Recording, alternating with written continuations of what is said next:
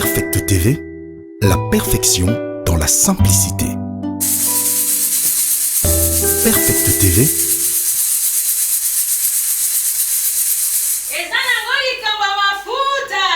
C'est l'onction qui fait la différence. Aujourd'hui, c'est jeudi, un jeudi de débat. Débat, il y a mais débat sur l'écriture. Parce que Balobi, il est écrit, quand on dit Balobi, il est encore écrit. C'est vrai, eza émission oyo, surtout c'est jeudi, si eza jeudi moko, nazo bengango jeudi ya ba pro parce que awa soki o liaka bien te, o yate, po ezali kampenza ya mikuande ezali awa. C'est l'onction qui fait la différence. La semaine passée, on avait parlé de Makambo et Tali Dim. J'espère que non, bozo qui m'a aidé. Mais alors, aujourd'hui, je me suis dit, parce que ces jours-là, tu as qui vraiment, tu vas pas des poissons, hein, parce que tu as une conclusion. Mais aujourd'hui, Nangolu, réalisateur Nanga Lobité, Pati, tu as bongoté. C'est mettre 5 minutes. Il y a matière, Moutuna Mouta répondre à Kimia. Le cola, bande konabiso, bazaline. Droit de réponse, on va conclure. Aujourd'hui, je suis avec le pasteur Jonathan Matondo et le pasteur Karel Panda pour le compte du collège de Seigneur Jésus-Christ. Autrement, collège intégral de l'homme, tout. L'autre, quand on a moussé. Bonjour et soyez les bienvenus à l'émission. Merci beaucoup, maman. Merci. Voilà donc nos amis, de temps en temps, notre invité, c'est le frère Ben Nathan, Osana Tabernacle, et puis le prophète Philippe Sissouote, Nouveau Jour. Bonjour et soyez les bienvenus. Bonjour, maman Patricia, merci beaucoup. Merci. Alors, Ndeko, il y a un collège de Jésus-Christ. Nous avons 5 minutes. Nandaku, on a biso, bofongoli chrono. Alors, biso, tu fongoli chrono 5 minutes. Et Zali, pour vous faire biso, vous kangela biso, sujet au Nango, il y a 10 000. Comme ça, bande konabiso, ben invité à me penser koto, bango de bazan a droit de réponse, ba conclure le lengue na bango. Voilà, on donne la parole. Merci beaucoup, maman. C'est Pélimingi vraiment. Na commission Nzambe, Lolenge, Asali. Na pession à 15h 10 minutes. Ok, très bien. Beaucoup de sous corona lelo. En tout cas, dernièrement, quand on a lobby, sujet na biso ya dit mais tikala qui vraiment accueille des poissons. Né na lenga qui non, toi beaucoup tana, toi meka koti ata moi liloba loko la conclusion. Na bandi la question a été posée la fois dernière. Finalement, ba sorti ya ba dîme yango, eza ndenge nini? On a combien de sortes de dîmes? Peli susu banini to kopesa yango lolenge nini ezandenge nini finalement bon ndena lingaki quand même na mekanano ko loba na moi lombango peut-être na mekanano kopesa nano ba sorti ya badimu voilà puisque tout d'abord premièrement la question la vraie question ezate to ba sorti ya badimu non la vraie et grande question ezalinde la dîme c'est quoi dîme wana ndenini nde mutuna ya munene oyo singeli toyeba mais n'empêche que lokola batu ba téléspectateurs nde balinga ki tomeka nanu kolobela ba sorti ba dimu wana na komeka kopesa yango na lombangu avant na pesa maloba na confrère na ngai pasteur Jonathan na bandi premièrement d'abord ce qui tolobi tolanda na kati ya makumi na kati ya Biblia dimi ya liboso oyo tozali ko oyo tozali bato bazali kolobela bato bazali kolanda ezali oyo patriarche Abraham apesaki dîme wana eza dîme ya ba butin c'est-à-dire autaki kobunda bitumba nde alongi azwi biloko nyonso ya ennemi nde alongoli 1/10 lokola dîme ake kopesa wana eza dîme ya liboso dîme ya mibale nde sikoyo oyo ezoya na loi ya Moïse na sacerdoce lévitique kuna na kati ya loi ya Moïse maintenant toza pe na ba sorti ya ba dîme na kati ya loi ya Moïse sorti ya dîme ya liboso ezali oyo bon ya Abraham nanu peut-être passage na kopesa kaka bandeko na ndaku bokokoma na bandaku ya liboso ya Abraham eza na Genèse chapitre 14 17 à 22 oyo ya mibale ya loi ya Moïse et bandi na nombre chapitre 18 20 à 24. Première sorte, nous avons kati ya badim ya loi ya Moïse. Tout le monde a dit, oh, c'est qui copie ça banane. Ba lévite. Badim oyoyo nzambe yemu ba lobaki. Badim oyoyo ndebo kopesa yango ba lévite na tieba ngwana pona ba percevoir badim. Pambate bazana ni pas ni héritage. C'est-à-dire ba lévite, bazokelo ko mususu te na bana Israël. Kaka badim. Là c'est les écritures. Tokotanga yango ndenge na lobi na nombre 18 wana. Pe lisusu dim sorte mususu ya dim kaka na loi ya Moïse nde oyo Deutéronome 14 azoloba esengeli mutu azwa dim asala nini alia yango ye moko. C'est dans les écritures de Dieu na Deutéronome 14 22 à 26 et ça peut lisusu na Deutéronome 12 17 à 18. C'est-à-dire kuna nza bazotinda mutu azwa dim na ye ayeba na kolia yango ye moko. À part dim wana oyo moto azali kulia kaka na loi ya Moïse tozape na oyo babengaki la dîme des dîmes. Dîme des dîmes maintenant ezalaka ndenge nini ezali dim mutu nyonso te mutu apesaka yango eza dim oyo ba lévite nde bapesaka.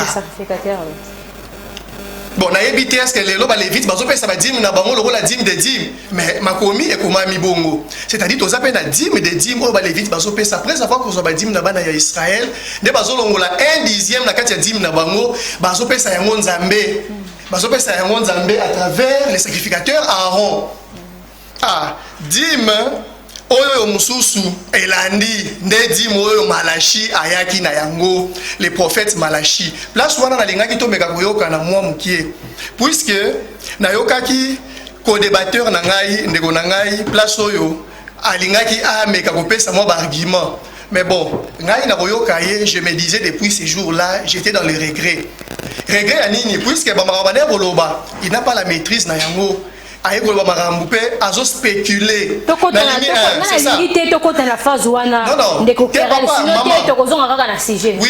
problème. Mais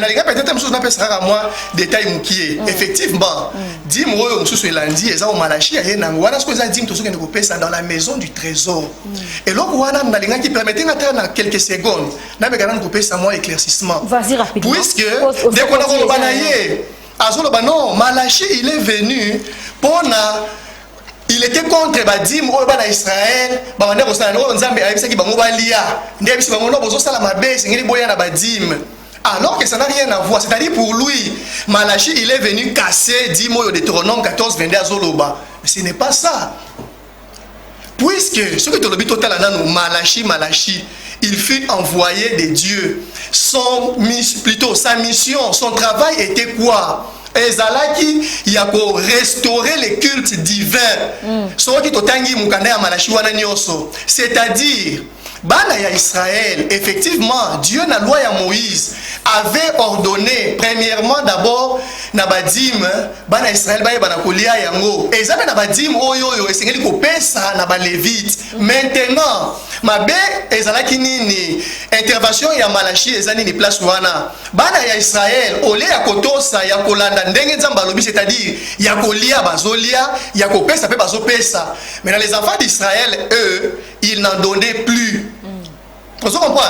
Et les gens qui ont dit bazala ki olote bazolia dime bazopesa nzambe aboya ki akolia. Non, d'ailleurs tous la peine nous nene batu tozali ko raisonner. C'est Dieu lui-même qui a ordonné aux enfants d'Israël bolia di mwana. Alors après Dieu est mort à routine dans les sous prophètes et donc peksa ngo baliate. Non, il faut peut-être oser la moutou et on bouger pour la on dit bongo. Merci beaucoup. C'est pour dire non nazo chuter. Au côté de 7 minutes hein. Non, nazo chuter kaka. Permettez-moi. C'est-à-dire même dit wana oyoyo ba dim nyonso oyoyo touti na kutanga. Bien sûr, il y en a aussi dans d'autres versions oyo bazo pesa ba précision ya ba dim wana, mais j'avais dit ici liboso. Maman, la plus grande question c'est de savoir c'est quoi la dîme. Puisque ce que tu le bito banagotala, bon ba dîme wana nyonso wana oyoyo totangi ba sorte ba dîme.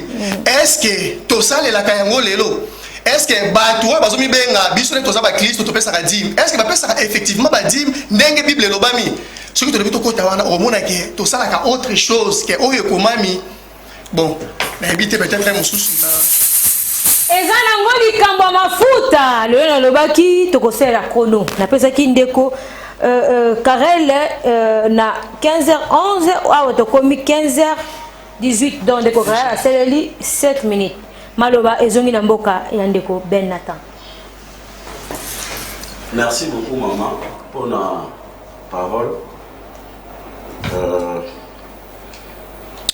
Nazo saluer là nous ba co-débatteurs Nabiso, notamment ndeko Karel, ndeko Jonathan, oyo bandimi ko ya isusu ko sala bon ba se présenter sur les locaux to partager na oyo benga ma débat. Et loko ya liboso nazali ko regretter makasi. Attends, aux agues na débattre, soit aux agues na débat, principe, soit éducation à débat et l'ingara que, Hollanda soit émission nandaku pour se mettre à jour. Au comprendre malobani ni co-débatteur na yo à lobby, au reproduire en fidèlement, parce que le fait qu'il y a déplacer phrase moko ya co-débatteur na yo, aux autres na ba confusion. Je n'ai jamais dit que Malachi a anéantir Dimia Exode 14. Non. Il y a Deutéronome 14, je m'excuse. Je n'ai jamais dit ça. Au cas où landi émission ana et baneliti souka, tu verras pas que j'ai dit une chose pareille. Naebi ça na lobaka que bana ya Israël se fondant sur ces versets là, ba komaki ko salela ba dim mabe. C'est comme ça que Malaki ayaki kokota en scène pour que a mettre ordre. Donc, bozabana ya collège, bozabana ya lycée. Il faut quand vous venez au débat, vous l'avez au collège. Ça c'est la première des choses. Je trouve que Toko Fongo la brèche a mais tellement il y a conclusion il y a 10 na 5 minutes. Oui. Au moins que tu as 7 minutes. OK. Conclusion il y a débat. Au moins que ndeko Karel tant on a eu parole pour qu'il y ait bandoloba, yemo azako se contredire. Dim o bana ya Israël il fallait qu'il bape ça ezaki dim nini alobi angote. Ezaki bana ko uta wapi na misala nini pour que bape ça ba lévite alobi angote. Dim oyoyo il fallait qu'il balia ezaki dim nini alobi angote. Alinga kaka nde affaire dire nga babiloko o nga na lobaki te. Deutéronome chapitre 14, depuis ebandeli ya débat oyo, na yebisaki bandeko que il fallait qu'on circonscrire 10 mois na ya Deutéronome chapitre 14 na contexte na yango. Ezaki contexte normal te. Ya kopese la 10 mois na. Peut-être aujourd'hui je serai très explicite. Tant nzamba zo pesa bango mitin no na Deutéronome chapitre 14 pour que balia dim na bango. Balévite bazala nous au service na temple été. Bazala qui dans les portes des enfants d'Israël. Au kotanga yango kaka na Deutéronome 14 wana tango azolobela Deutéronome 22 pour que tu lèveras la dîme de tout ce que produira ta semence, de ce que rapportera ton champ chaque année. Et tu mangeras devant l'Éternel ton Dieu dans les lieux qu'il choisira pour y faire résider son nom. La dîme de ton blé, de ton mou et de ton huile, et les premiers-nés de ton gros et ton menu bétail, afin que tu apprennes à craindre toujours l'Éternel ton Dieu. Tant aux soit déjà verset 27. Bible Zoloba. Tu ne délaisseras point les Lévites qui sera dans tes portes. Suite logique. Il y a Deutéronome chapitre 14. Ici, on ne précise pas que les Lévites azaki na temple, azosa la musala, si il faut payer ça edim. Non. Là, les Lévites babandaki kozala na ba porte ya bana ya Israël. Soki otani continuité ya verset wana, tu ne délaisseras point les Lévites qui sera dans tes portes, car il n'a ni part ni héritage avec toi. Au bout de 3 ans, Nzamba a introduit Dim Moussousou, il fallait qu'il baliana batou. Oh, pasteur, prophète Philippe Sissio Talobela qui Dim Trinital. Il y a après 3 ans. Mais au moment que, tant bazo y a un débat, ils ne se font pas, ils ne se mettent pas à jour. Azo ya bouye, ndeko Karel aye, abani koloba, azo contredire, donc confondre Babylone Gonyoso. Il a parlé de l'histoire d'Abraham ici. Dans l'émission à Liboso na Lobaka que Abraham n'était pas chrétien. Dis mais la culture à la chrétienté. Abraham Mouto Abani ko futa dim ya Liboso, il n'était pas chrétien. Il était pas dans la loi. Il n'était pas dans la loi. Et il n'y a pas un verset où on a dit Abraham qui bana ko futa na dim. C'est une pratique qui existait au Moutounion spirituel qui savait que ceux qui n'ont pas vu le Konanga Moko Mouto a pessinga Nzambe n'a ko reconnaître Nzambe wana na 1/10. C'est pourquoi on retrouve dim dans l'islam, on retrouve dim mais pas bouddhiste, on retrouve dim na ba religion nyonso oyo bato bazalaka spirituel. Commissionnaire. On retrouve dim na nini wana mais bato ango baza ba chrétienté. Ezali loi oyo banda ezali mobeko spirituel oyo ezalaka ni na loi lévitique parce que tinenge tokolongwa ba ko pesa na verset moko te o Nzamba yebisa Abraham ke pesa na dim soit to ko banda ko futa ba dim na yo ezali na ba pratique ya batu depuis kala Mendeko Karel n'a dépassé 7 minutes. Il a dépassé. Alors si ça a 25. Après il a 18. Donc il est bon papa. Vas-y, papa. C'est déplorable. A sauté dim ya Jacob. Tokei papa, tokei rapidement. On repère la verset où Jacob a l'oba qui a pesate. Alaka dim wana a pesate. On y va, on conclut papa. Apparemment, Bozo a adopté attitude de donc, ceux qui pourraient une attitude dans le Karel, n'a pas bien. Dérangement pendant le débat, c'est mon éducation. Ceux qui est outil n'a qu'un adverse. Parce que là, arme et gozala égal. Si on se déranger, on va les faire correctement. Donc, j'étais en train de dire que Abraham a payé la dîme. Sans que Bisaye Panzambe qui a un verset comme ça. Pour les bouddhistes, les musulmans, ils foutent la dîme, ils foutent la sur base de l'écriture. C'est une pratique, une loi spirituelle qui existe depuis longtemps. C'est pourquoi on a même je mettrai la différence entre ceux qui me servent et ceux qui ne me servent pas. Maintenant, je mettrai la différence entre ceux qui me servent et ceux qui ne me servent pas. Donc, nous trouvons que les hommes spirituels doivent continuer de payer leur 1/10. Ils n'ont qu'à s'apprendre à eux-mêmes. Parce que Moutounion soit dans la spiritualité, dans pour la bien matériel et non pour la salut, dim et pour la prospérité. Merci beaucoup. J'espère que non, vous avez compris. C'est par là. Nous sommes aussi d'ici. Si j'ai la vie à dim. C'est vrai. Ezamoulaï, toko c'est un mois, 2 mois. Mais na ligne nous tout là extrait il y a une émission tout ça qui n'a pas triage comme ça tout fongola c'est jalilé on suit ça révélation n'allez pas vers les païens n'entendez pas ce que papa jusque là les autres de Matthieu 10 1 à 8 je te laisse le temps développer dans le sujet wana et tout banama sur la mission. Oui, je vais demander au lecteur de pouvoir lire comme ça. On commencera à parler. Matthieu chapitre 10, verset 1 à 10. Matthieu chapitre 10, verset 1 à 10. Puis, ayant appelé ses 12 disciples, il leur donna le pouvoir de chasser les esprits impurs et de guérir toute maladie et toute infirmité. Ici, je voudrais donner un peu de précision. Cette mission ne concerne pas tout le monde. Okay. Bible est précisée très bien. Il a appelé les 12. Appelé si bango pouvoir. Reprends. Puis, ayant appelé ses 12 disciples, il leur donna le pouvoir de chasser des esprits impurs. Le pouvoir de chasser les esprits impurs. Et de guérir toute maladie et toute infirmité. Guérir toute maladie et toute infirmité. Ce n'est pas tout le monde qui doit guérir. C'est seulement les 10, les 12. Pour preuve, les noms que nous écoutons aujourd'hui.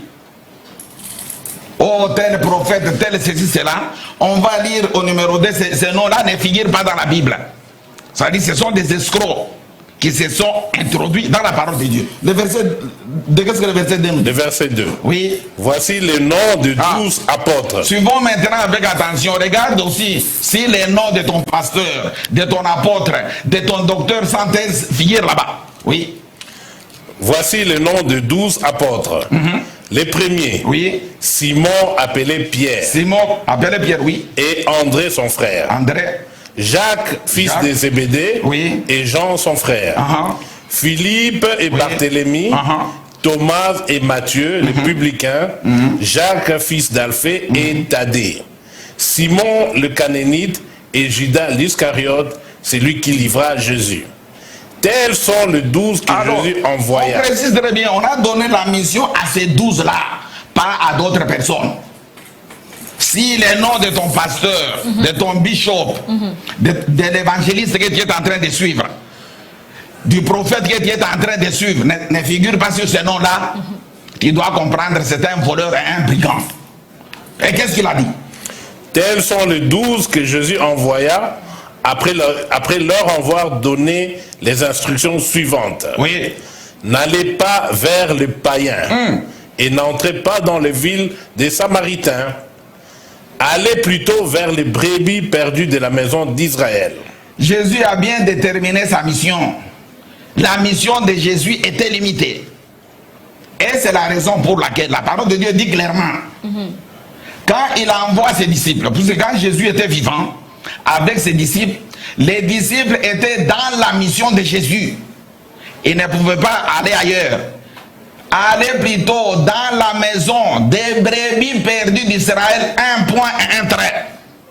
Mais aujourd'hui, les loyaux, basali ozobi bino bobenga basali nzambe na éviter ba basali nzambe depuis mo kolonini tango nini ba basali nzambe bango bakenda partout. OK, non, mission ya Yesu ezala qui bien déterminée. Et puis bato oyo bakobiki sama, ce sont les brebis perdues de la maison d'Israël. Comme ce sont les brebis perdues de la maison d'Israël, okomona makambo na bango ezali spécial. Continue. Oui. Tels sont les 12. Ezala ngoli kamba mafuta. Balobi mission wana epesami pa batu nyonso tute kaka 12. Siko nazomi tuna. Ba onction oyo ba passer ba salela ya osala ba délivrance. Yakobiki sa babe. Ah patria so bisaka kona ba 12. Sineli kam. Na banda wapi? C'est mena banda. Na bandeko ba ekibona ko sala bongo droit de réponse. Yozali boete. Hein? Oui, c'est bon. OK. Mala bombo kabino. Nako bana wa pas prophète. Nazongi se malwa pas na prophète. Oyoki makamu le patriarche à lobby pour na compte ya collège. Nayoki makamu patriarche à lobby pour na compte ya collège. Tangi Matthieu 10, verset 1, au Jésus bengi ba 12. Apesi bango pouvoir. Ya ko benga na mili mabe. Wana na suka alobi ke mission wana ba pesa ka ba 12. Ngana zo bitu na moto. Et ça concerné la bâtiment société. Non, c'est seulement les 12. Na kati ya ba 12 au Paul azalaka te. Parce que Paul ayaka kosala bikama ndenge ni. Na kati ya ba 12 o Yesu abengaki na Matthieu 10 Étienne azalaka te. Asalaka bikama ndenge ni. Eza pour comprendre ma vie. Na peso 2 minutes. Yesu azalaki na 12 disciples bande kotambola na bango. Apesaki bango pouvoir en tant que ba disciples. Mais na Marc 16 azolo baboy. Marc 16 nako kotanga. Eza verset pour mutunyo so yebi. Marc 16 Jésus pesa pouvoir alobi ke. Puis il leur dit, allez partout le monde et prêchez la bonne nouvelle à toute la création.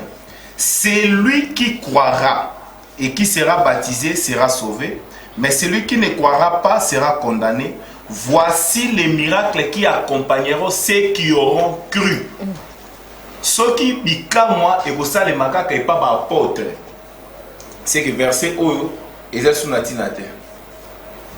C'est que apôtre car abamonde baza ba seul croyant. Or que Bible zolo ba awa ke tala bikama oyo kotambola et pas motonyo so kondima. Car apôtre te mutu bandima. Paul a ki kondima na sima.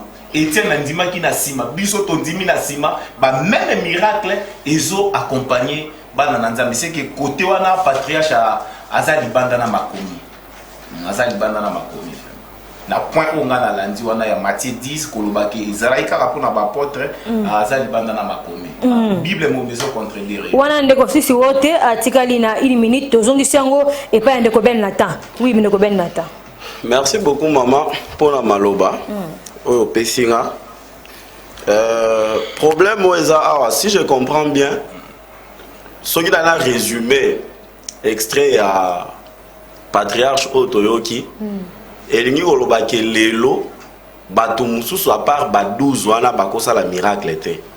C'est ça non? Oui. À part car ba 12 disciples wana o Yesu ba 12 apôtres o Yesu atinda bato mususu bakosa la miracle était. C'est ça non?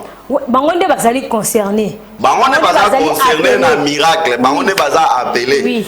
Pour na côté pour na yo ki alobi a préciser soki kombo ya pasteur na yo eza parmi les 12 té. C'est que ozolanda brigand ndenge alobi. Komo na ye moko na moni yango na Bible wana ta. Komo na ye moko. Ya zo ya kolobela makambo nzambe. Komo na ye na batu tu au lecteur ne atangeli wana. Ya patriarche à collège. Komo na ye nanu. Te me azo ya kolobela makambo nzambe ne tozana ba pasteur liboso na biso. Ya lobi soki pa kombo ya pasteur na yo ezate. Ça veut dire que ozolanda ba brigand ne toza boye tozana ba deux brigands liboso na biso po ba kombo na bango eza kuna te. Baza ba pasteur. Tozana deux brigands liboso na biso. Mais place on a la logique à Makomi. Oui. Je donne effectivement raison en partie et pas à patriarche parce que mission on a effectivement dans Matthieu chapitre 10 Yesu azolobela un groupe restreint de gens après si bango mission pas de guérir bateau. Verset wana. Mais cela ne veut pas dire que bateau batikali na sima awawa bakoki ko sala miracle était. Ozomona. Parce que le prophète Philippe a démontré yango Paul azalaka na ba 12 te asali miracle wana ndenge nini ba Barnaba bato wana mususu batei na acte des apôtres basala miracle basala yango ndenge nini. Je vais préciser une chose biloko patriarche azo défendre a inventé yango le loté et existait le loté. Ces doctrines ont existé dans les États-Unis d'Amérique dans le 20e siècle. Il y avait les gens qui disaient que même Moli Momo Santu, okoki kozwa yango te ezalaka kaka pona 12 apôtres. Toko démontrer yango. Toko démontrer yango na débat. Eza biloko na yete. Eza biloko na yete même makambo ya badi mbolia wana. Eza ya yete. Bato musu ba banda yango kala. Je peux même rappeler, moi j'ai commencé le débat de la parole depuis nazamwa mukia. Na kana nga ya un monsieur paix à son âme o akufa comme on a eza ludika ludi. Ba yebie je crois depuis 97. Abanda côté ya ba doctrine ba ote ya oyo ya dimbe folia yo moko ainsi de suite. Eza biloko bandi le loté. Eza ba invention ya patriarche te. Eza na bato o ba comprena Bible mabe. O batangisa biloko depuis États-Unis d'Amérique. Ba banda ko loba ke Saint-Esprit ezalaki kaka pona 12 apôtres. Bikamo ezalaka kaka pona 12 apôtres, le temps des miracles et c'est le cas. Mais nous allons les prouver dans la carte à chuter. Nous allons les prouver au regard de la parole de Dieu ici que lelo batu bakosa la miracle, lelo batu bakosa la délivrance, lelo batu bakoki koyamba molimo na nzambe. On va na pouvoir nini tokozonga pa na pouvoir tokolakisa maloba mboka oyo pasteur Jonathan Matondo oyoki patriarche aucune réaction ya ba co-débatteur na bino kasi réponse na ezaboni. Oui, merci beaucoup maman pour na maloba. Na kanisi depuis première émission na expliqué qui na bandeko na biso boye patriarche na ba intervention na ye soki azoteya soki ozala mafuta te po oeza likambo ya mafuta soki ozala mafuta te soki ozala na dimension te oko comprendre te nini oyo patriarche azoloba. Patriarche na intervention na ye alobaki boye abandaki kopesa mission oyo Yesu attribuaki na ba 12 pendant que bazalaki na ye présent. Et l'obité que Yesu atindaki pe ba disciple après avoir kokabwana na ye. Non. Il était clair. Na mukanda oyo azoloba ya Matthieu 10. Eza tango azopesa bango ba instruction. Alors bitango bokokende. Bokende pa ya ba païen te, bokota na ba ville ya ba samaritain te. souci ya patriarche ezalaki boye yo mutu oyo ozolinga kokende kobikisa bato kolandisama na mukanda oyo ya Matthieu 10 il faut oyeba kokabola est-ce que mutu oyo nazoteya alobaki yango très bien est-ce que aza samaritain to samaritain te po yo mutu na Nzambe soko oza parmi les 12 il faut oyeba koidentifier bango soki oza parmi les 12 il faut oyeba identifier est-ce que oyo aza païen to aza païen te soko oza parmi les 12 il faut oyeba que non oyo nde nazoteya aza brebis perdu ya maison ya Israël nde ndenge patriarche ateyaki alobi te que après cela na mikanda lokola ya bamark lokola na Matthieu 28 kuna Yesu atindaki pe bayekoli après avoir kokabola na bango alobi allez faire de toutes les nations. Oui, ça c'est après. Patriarche azalaki vraiment très clair par rapport à intervention naie. Alors, eza amalgame o eza katikati ya bandeko. Pourquoi na lobi boye? Patriarche soki aza ko intervenir. Mafuta oyo azobimisa. Eza oyo mutu nyonso ko comprendre te nini ezo demana monoko na ye. Pourquoi le patriarche est de Dieu? Ba pasteur nyonso tokuta na bango ya mokili sont les pasteurs du monde. Patriarche alobaki boye. Ba kota ba loge, ba kota kindoki. Po basenga bato badi. Po basenga badi. Po basala délivrance. Po basala ba délivrance. Yango azalaki na posa ko démontrer même tango tozolo bana mukanda oyo awa. Est-ce que bato bazo comprendre nini bazolo ba awa? Papa tangela biso mukanda ya Matthieu wana toyo kasikoyo nini patriarche banda koloba. Oui, Matthieu 10, verset 1 à 2. On se salue 4 minutes. Hein? Oui, ayant appelé ses 12 disciples, oui. Il leur donna le pouvoir de chasser les esprits impurs. Alors, oui, après ça qui va avoir pouvoir, il y a que chasser les esprits impurs. Esprit impur, oh, après ça qui va avoir pouvoir, abanda ko chasser totuni et utaki wapi. Soko za la mafuta te, soko za la Saint-Esprit te. On peut comprendre ba esprit impur wana lokola batu oyo bakota ke église te batu oyo basambelaka te, ce n'est pas ça. Esprit impur oyo bazolo na Bible awa soko tangi na mukanda ya 1 Samuel chapitre 16 na verset 14 kiti Bible zoloba mauvais esprit oyo utake pa ya Nzambe eyaki epa ya nani epa ya Saoul.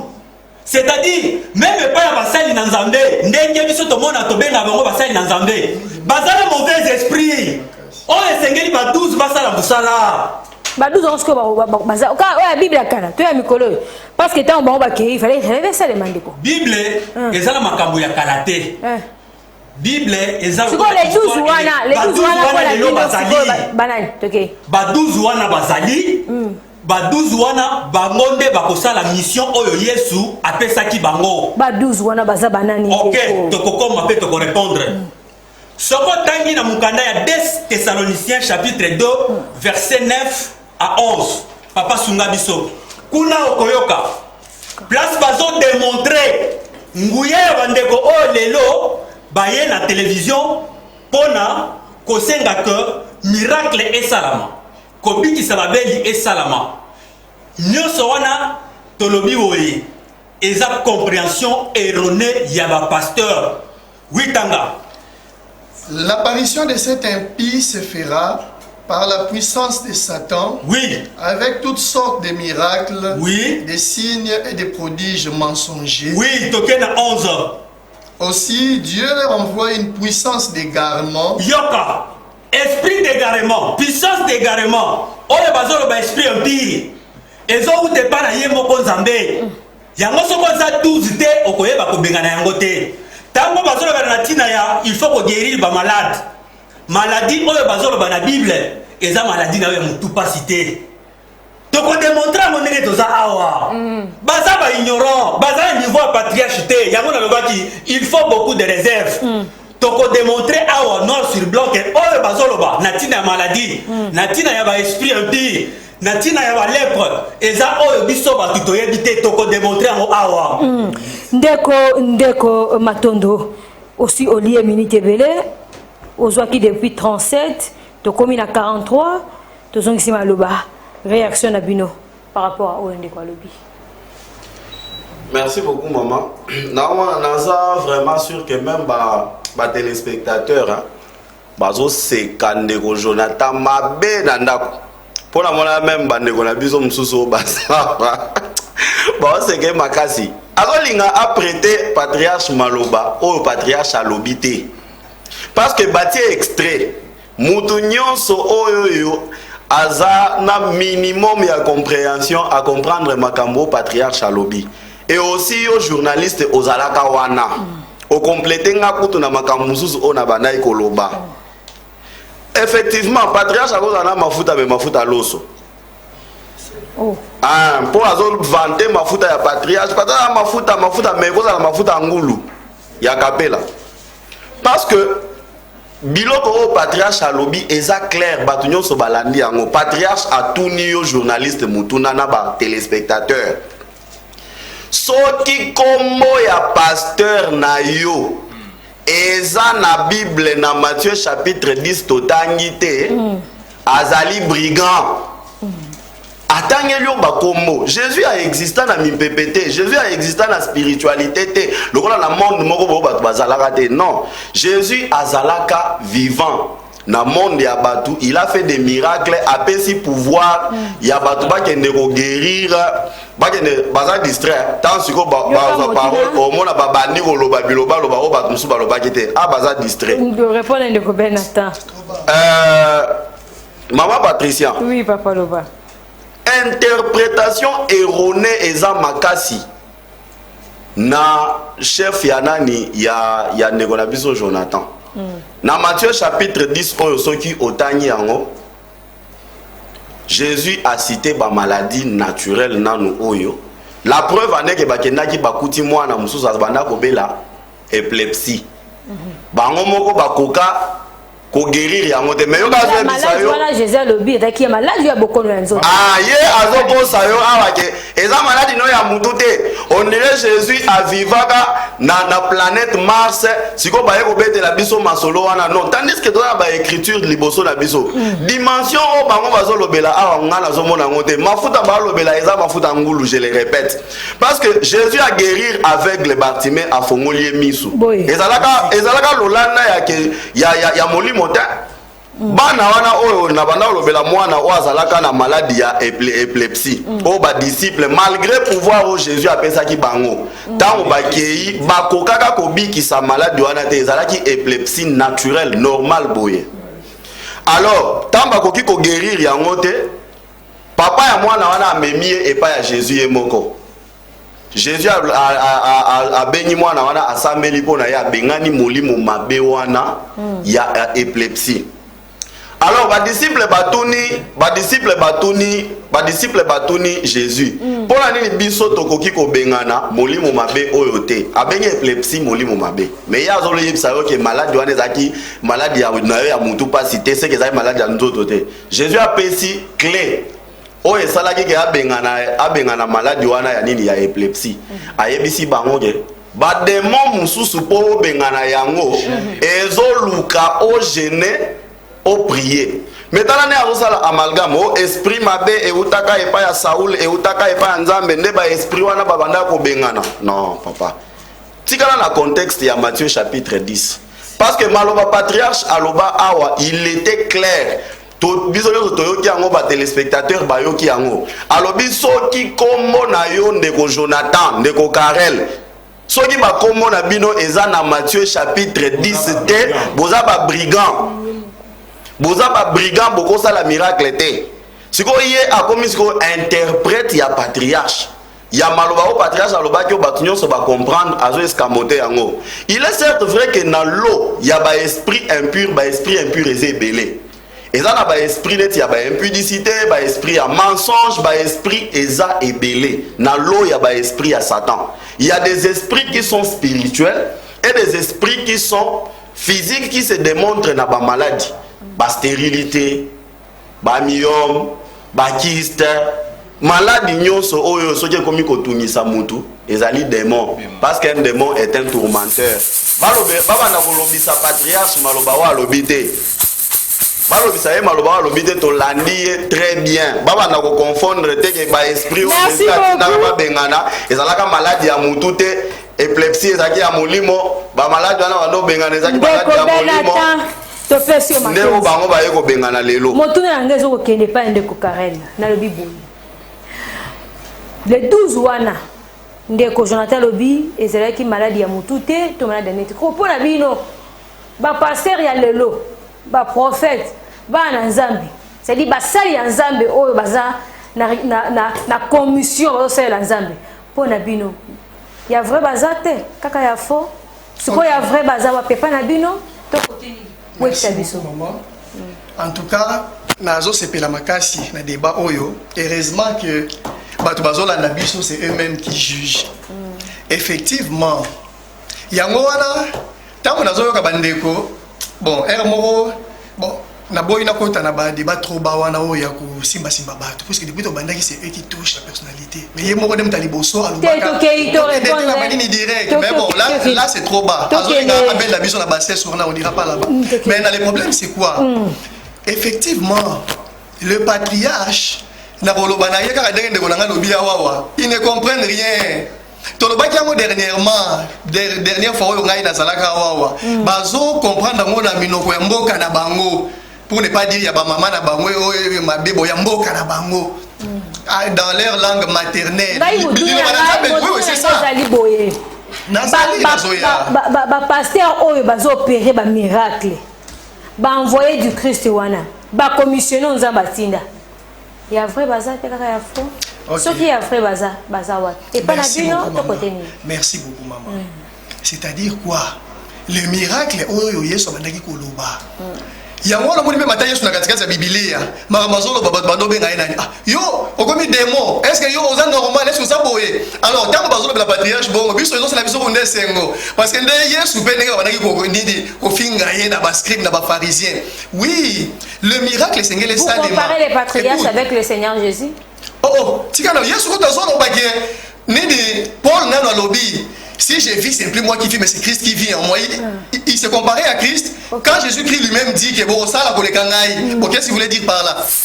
Ah, c'est pour dire quoi? Nazongi shiko na makamu ya ba miracle. Ba miracle, ba wone bazo comprendre de l'autre côté. Tant que ba non, miracle eza mutu pas si boye na boye. To mekana ko tanga mukanda moko, ngana ko linga to tanga mikanda. To zo nanu na 1 Corinthiens. Tout le monde a dit maladie yango oyo yango kasane tike eza bato bazana na hôpital alors que ne bango moko ne ba maladif de ko nanga tanga mukanda 1 Corinthiens 11 29 à 30 tanga mbamba muto 1 Corinthiens chapitre 11 verset 29 à 30 29 car c'est lui qui mange et boit sans discerner le corps du Christ, mange et boit en jugement contre lui-même. C'est-à-dire, pour Nzambe, ezala batu oyo bazwi nzoto ya Yesu, bakomi kolia bazomela yango sans discernement. Sikoyo yoka conséquence. C'est pour cela qu'il y a parmi vous beaucoup d'infirmes. Ozomona ba infirme dozana bango na plateau. Donc il y a zomona non patriarche awawa aza mutu moko boye ya langage ya kala alors que non les téléspectateurs me suivent je n'ai pas envie que bango balanda oui maman nanga itozo kende c'est-à-dire puisque Yesu alobaki bokende kobikisa ba infirme bokende kobikisa ba maladie azo kosala infirme wana nde ye c'est-à-dire quand il lit la parole de Dieu azo comprendre ngo na monoko mboka na bango les patriarches avaient donné un verset pe ezaka na émission wana Jean 8:43 tokotanga te Yesu azoloba pourquoi ne comprenez-vous pas mon langage? Bah tu ne vas pas comprendre de l'autre côté. C'est pourquoi parce que Yesu le rôle à liboma, il voit les patriarches comme un fou et c'est normal puisque bah dans le langage d'Abango. Oui, les infirmes de Bango. Oh yo c'est les 12 bah ya kobikisa. Bango bazomo c'est où tu kana lipa. Ba infirme na bakufi bazawana batangi yango kaka na mukanda wana. Tokomeka kotaka deuxième mukanda. Na yoki ndeko azoloba awawa. Nazala ba minutes nanga s'il vous plaît. Na oki ndeko azoloba awawa. Pe nazo répondre directement à la question na yo.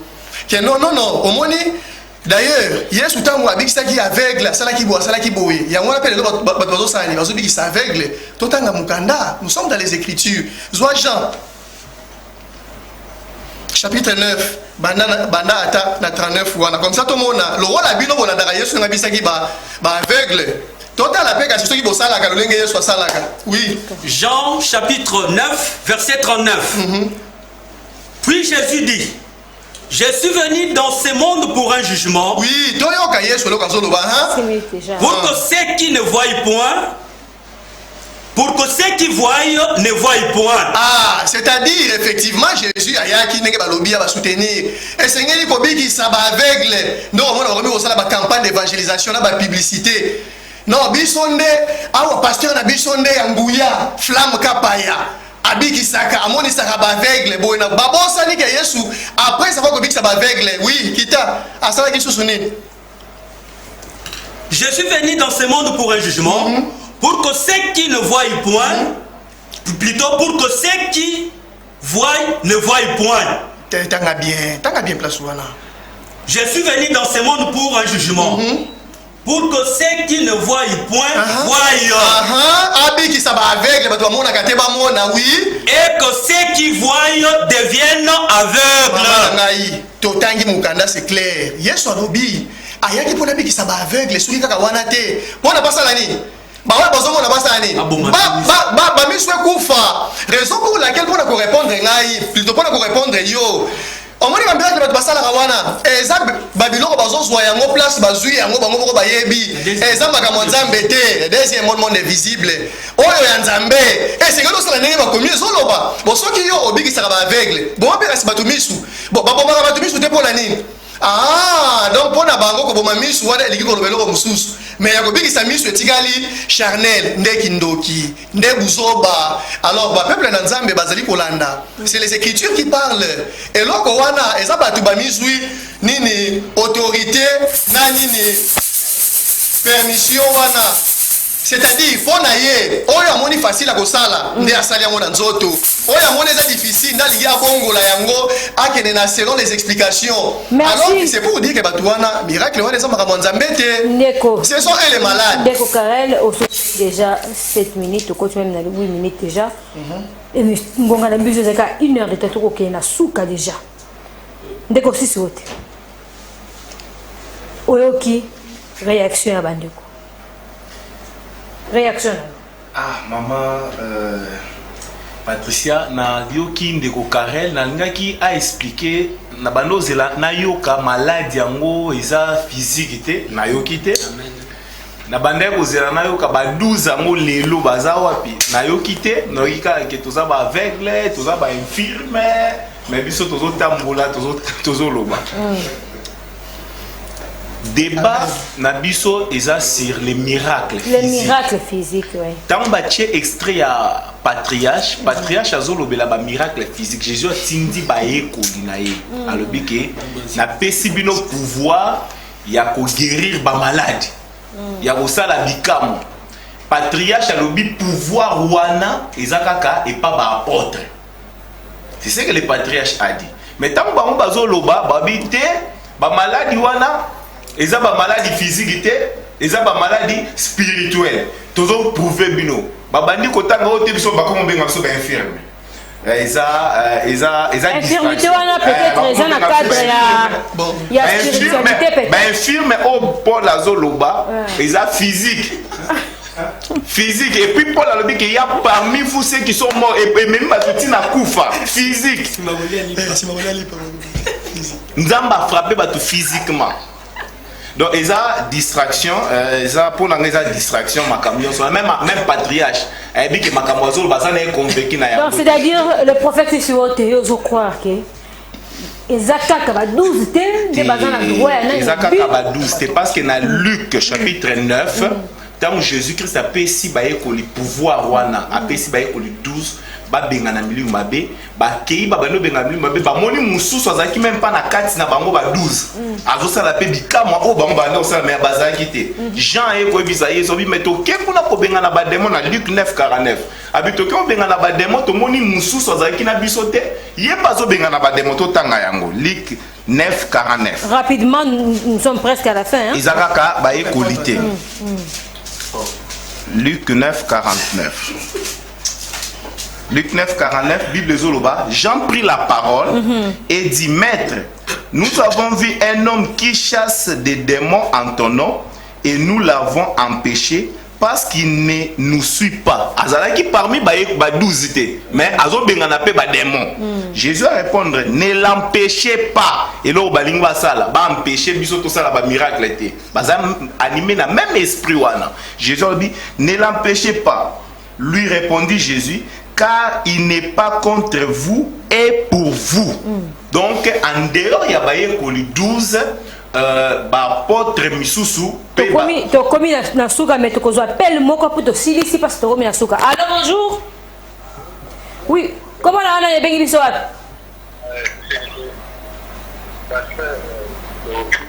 Oui, papa.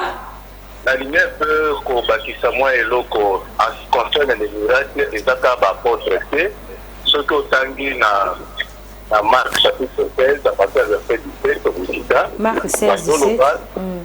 Les miracles qui accompagneront à tous ceux qui auront cru.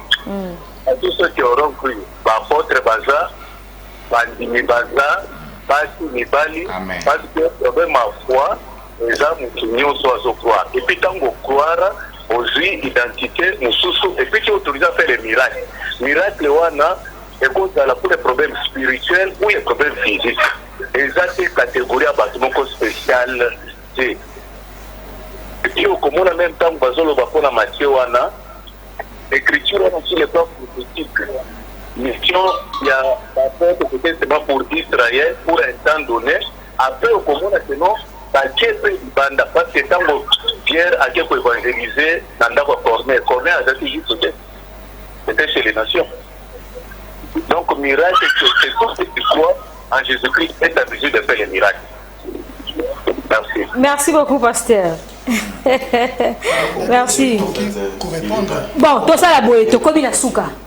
Na persi yo 1 minute, donc 8 secondes, 1 minute, on conclut. Donc, tout ça, tu as 1 heure de temps, papa. 1 minute seulement. Merci beaucoup, maman. Je comprends. Mais seulement, et là, on a remarqué, nani téléspectateur wana alandi yango et là on a remarqué ndeko Karel na ndeko Jonathan bazo philosopher tout autour de la parole bazo longola ba verset na ba contexte na bango réel. C'est pourquoi on a même oaye na bango tango dozoloba azo sekazo ningisa muto alors que bazo ça la philosophie ya liloba ba prémisse est très bien posée. Baloba qui awa qui pose la miracle, il faut pas retrouver comme on a eu parmi les 12 apôtres. Ndelo bakoki ko lakisate.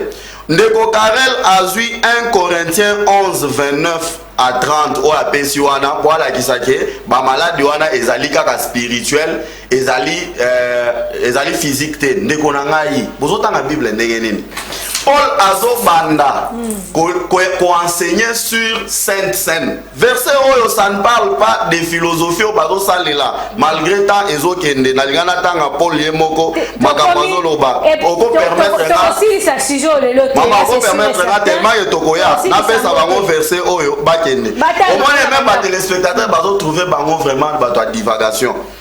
Bible Paul yemoko tango aye kotangisa bato yoka maloba ya Paul peut-être ekozala nini na nga ya conclusion. 1 Corinthiens chapitre 2 4 à 5 Paul azoloba boye et ma parole et ma prédication ne se reposait pas sur les discours persuasifs de la sagesse au bazanango omoni ba demo wana ezalaki milimo libumbasi okozala nonango ekobika te okokufa azoloba mais sur une démonstration d'esprit et de puissance afin que votre foi fût fondée non sur la sagesse des hommes, des patriarches, mais sur la puissance de Dieu.